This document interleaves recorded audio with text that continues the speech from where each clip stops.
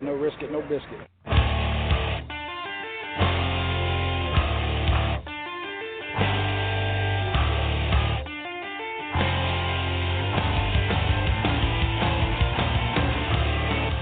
Coming from the Arizona desert, presented by SBNation.com. For Arizona Cardinals fans, by Arizona Cardinals fans, with outsider and insider's perspective, this is Revenge of the Birds.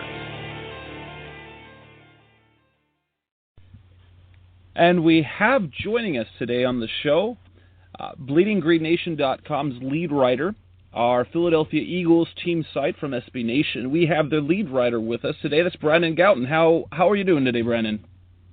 I'm doing all right. Thanks for asking. Well, thanks for the time out for talking to us here on Revenge of the Birds Radio.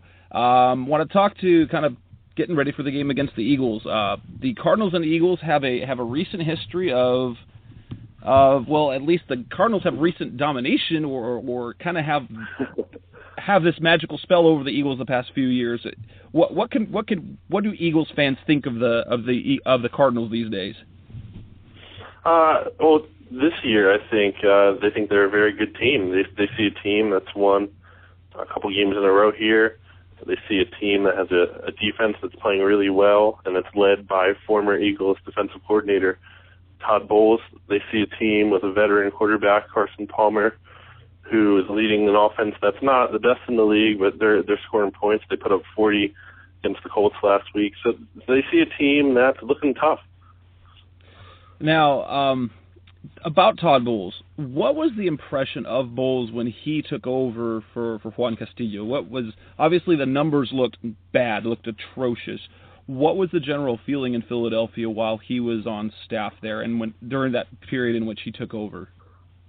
Well, I think when they hired this guy, there was so much positive stuff out there about him. A lot of people around the league were excited about him, prospect of him being a coordinator one day. And the way Philadelphia brought him to the organization, he wasn't, the defensive coordinator at first. It was Juan Castillo, who was a converted offensive line coach, and then Castillo got fired early in the season, right in the Eagles' bye week early in the season, and they replaced him with Bowles. And it's kind of hard to gauge Bowles in his time here because he didn't have the full off season to really set up his system. He was kind of forced to work with what he had and forced to run a system that he really didn't want to run. He was working with a team that was utilizing the wide nine defensive alignment up front with the defensive ends lining them out wide, and that doesn't seem to be something that Todd Bowles really wanted to do. So it wasn't a good fit. So it's kind of hard to gauge him on the results here. Obviously they weren't good, and a lot of fans I think weren't really sad to see him go because of that. But at the same time, I think they understand that we didn't really get to see the true guy with his pieces and his formation and having the time to set all of that up.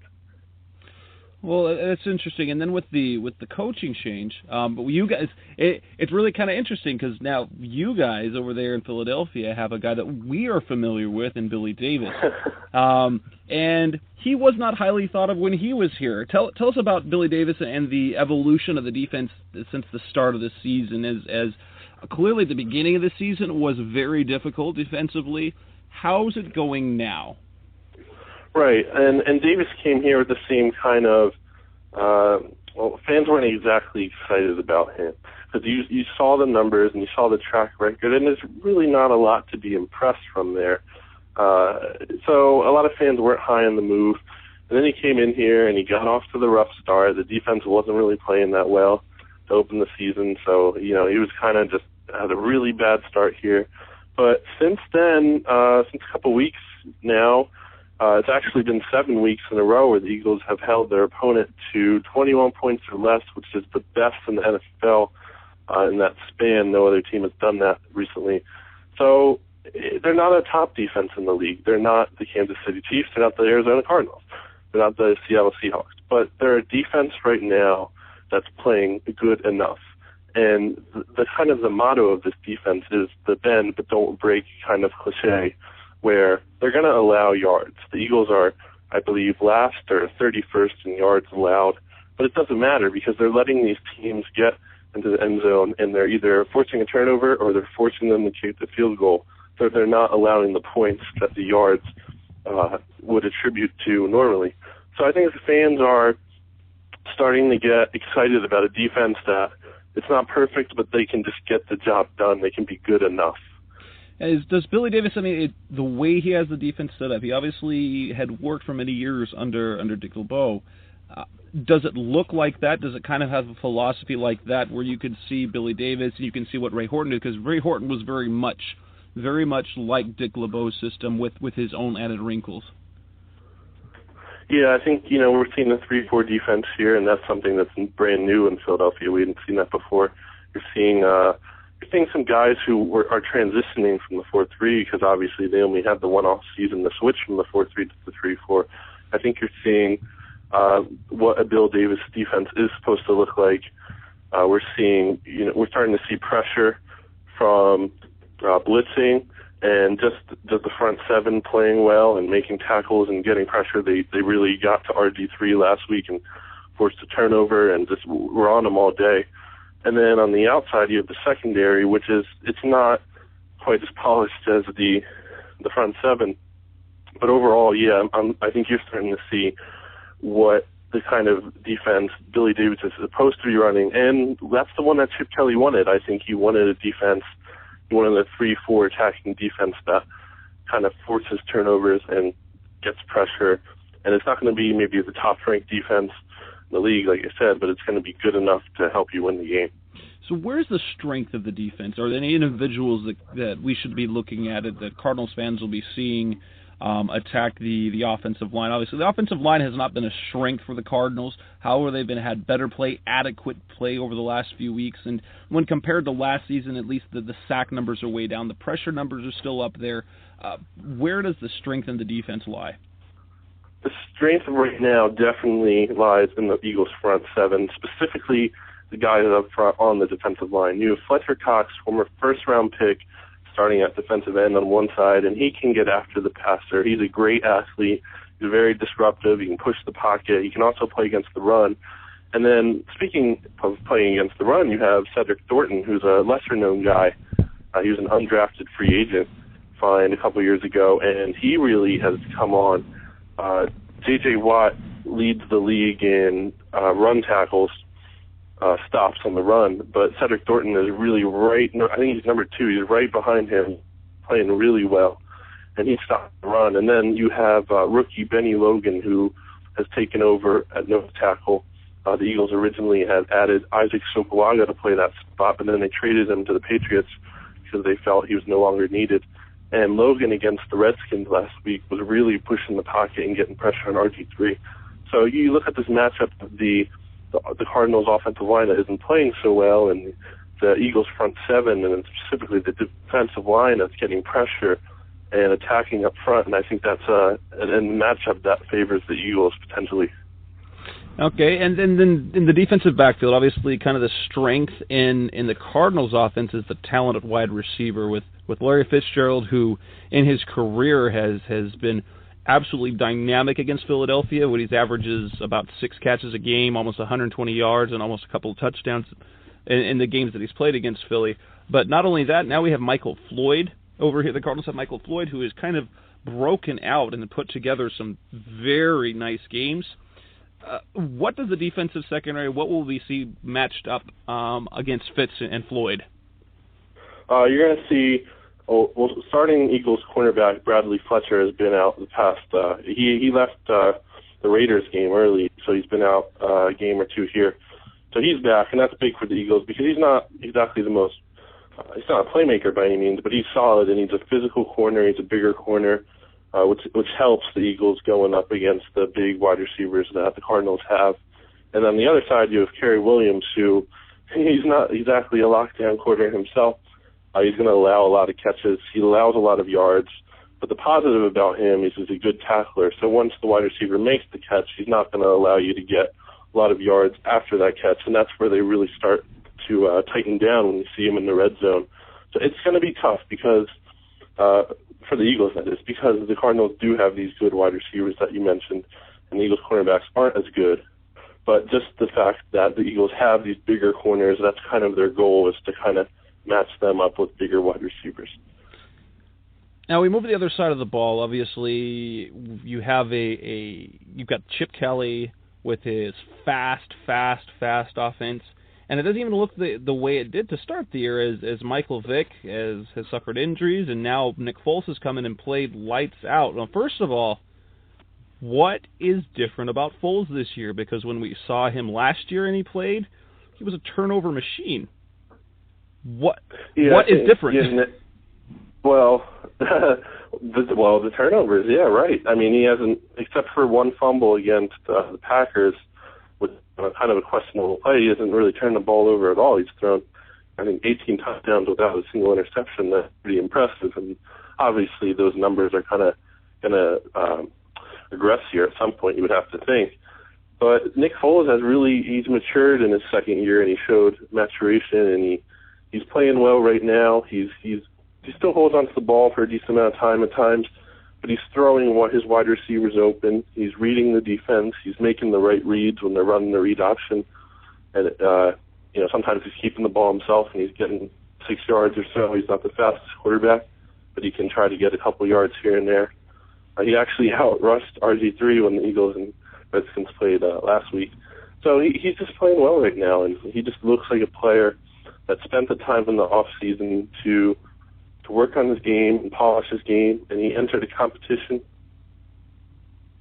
for the quarterback spot between Nick Foles and Michael Vick.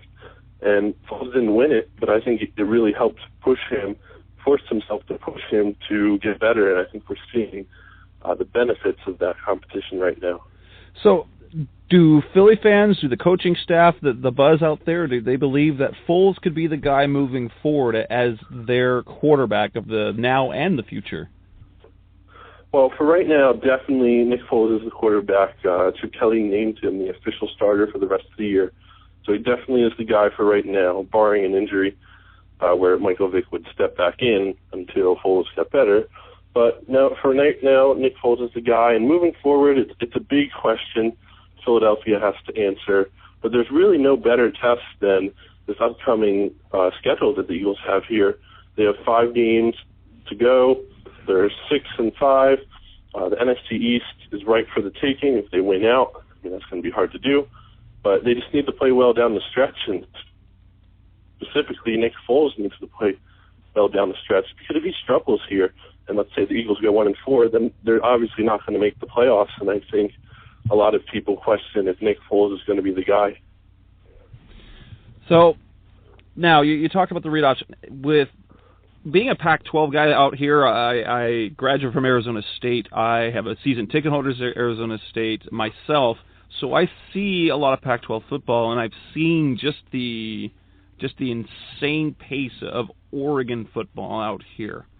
How similar, how fast is it, and how much read option? I mean, Bruce Arians said today, was quoted as saying that the right read option is a good college offense.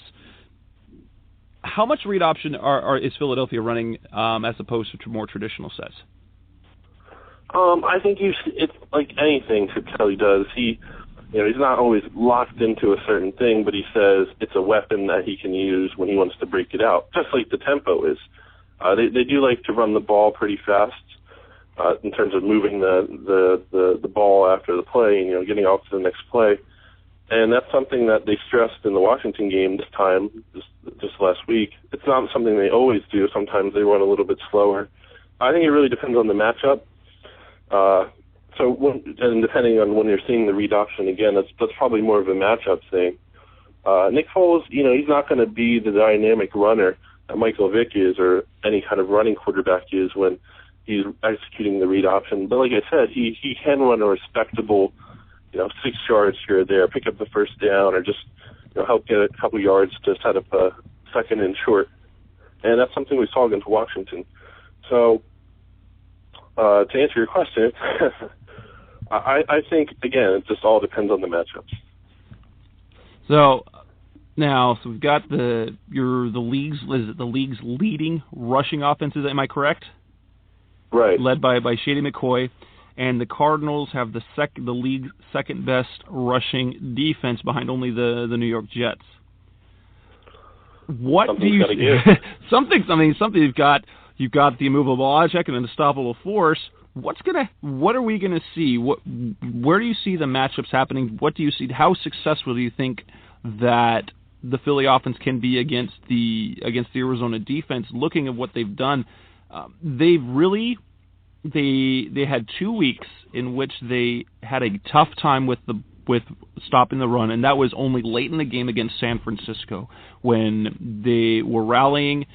Larry Fitzgerald fumbled the ball, and it looked like they were about to take the lead, and then San Francisco went on an 18-play drive to kind of just kill any hopes the Cardinals had, in which they rushed the ball 12 times. Outside of that, and a little bit on the Seattle game, they've been very, very effective at stopping the run. How do you see that matching up, at least with this offense? Well, I think back to when the Eagles played the Packers in Week 10 or so, and the Packers had a top 5 run defense. They still might.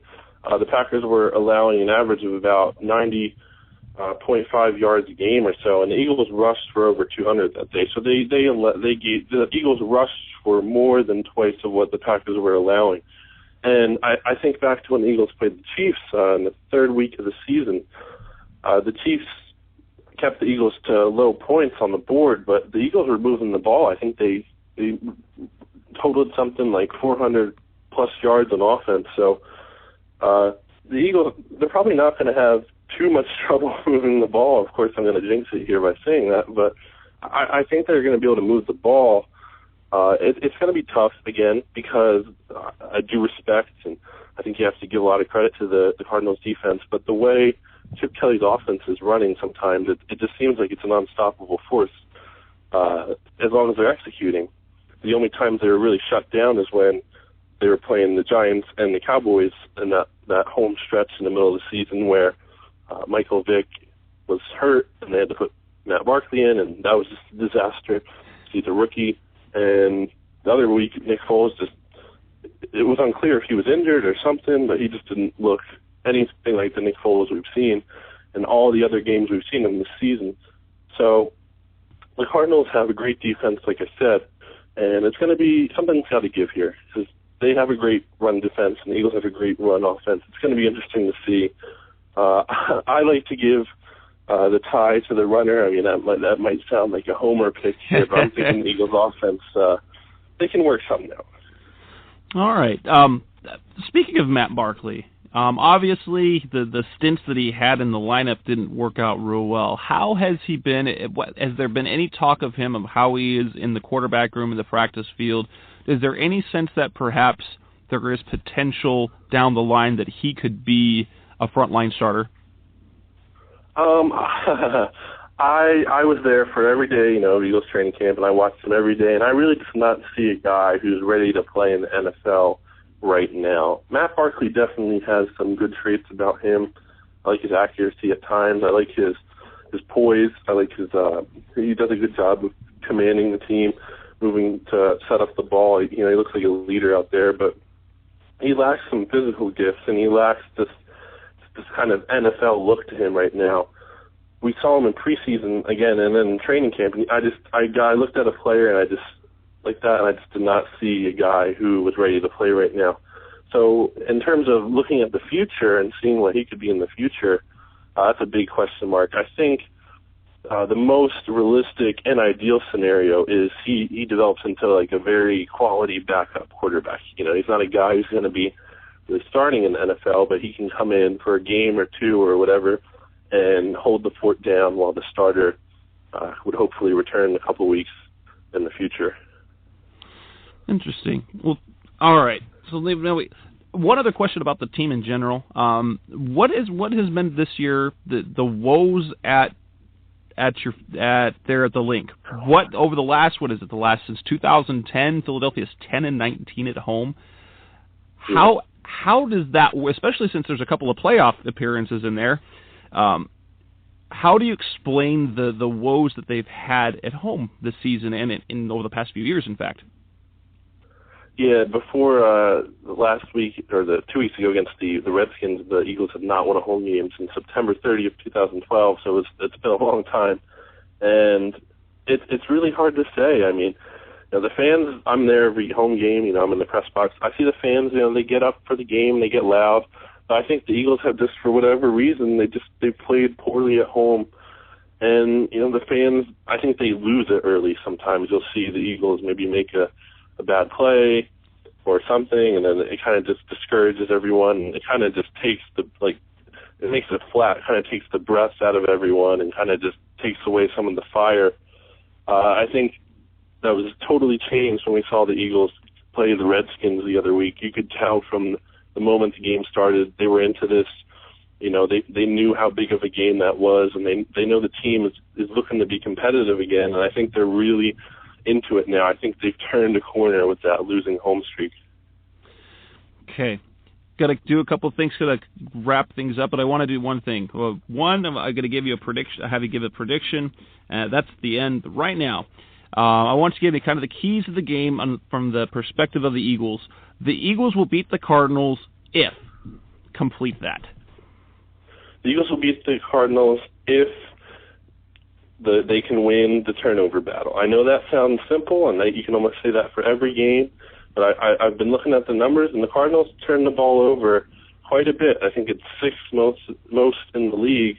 On the other hand, they have a defense that forces a lot of turnovers, but I think what we talked about before with the matchup between the Eagles' defensive line and the front seven and the Cardinals' offensive line kind of being a weakness, I think if they can rattle Carson Palmer and get to him and maybe force some fumbles or make some bad throws, I think that could be a big key to the Eagles winning and getting points off turnovers and maybe operating on short fields against this tough Arizona defense.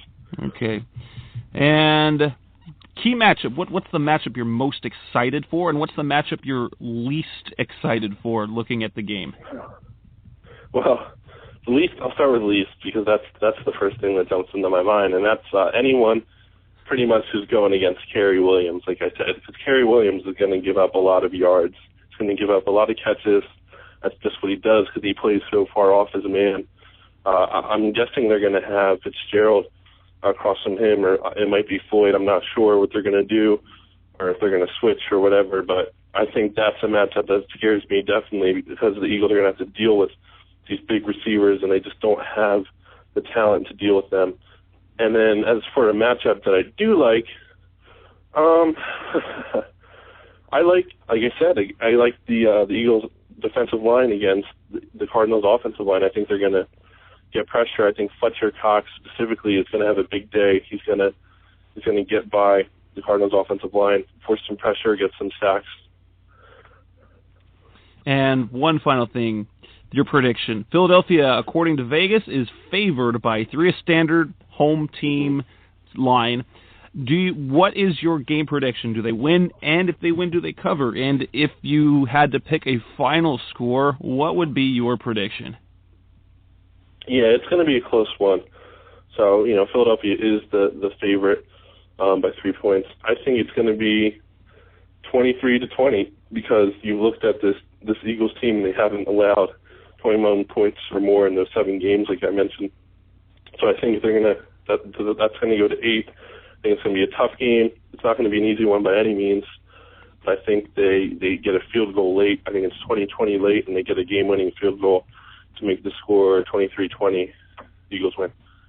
All right. This is Revenge of the Birds Radio. We've been listening to Brandon Gowton, who is from BleedingGreenNation.com, our Philadelphia Eagles SB Nation site. You can follow Brandon it's really simple, at Brandon Gowton, last name Gowton. Check out the site, BleedingGreenNation.com. It's a big one. You've got Philly fans, and they do a good job over there. I appreciate your time, Brandon, and we will see how this goes on Sunday. Yes, we will, and thanks for having me. You've been listening to Revenge of the Birds. Keep the conversation going by visiting RevengeOfTheBirds.com. Follow us on Twitter at Revenge of Birds. You can also find us on iTunes at Facebook.com/Revenge of the Birds.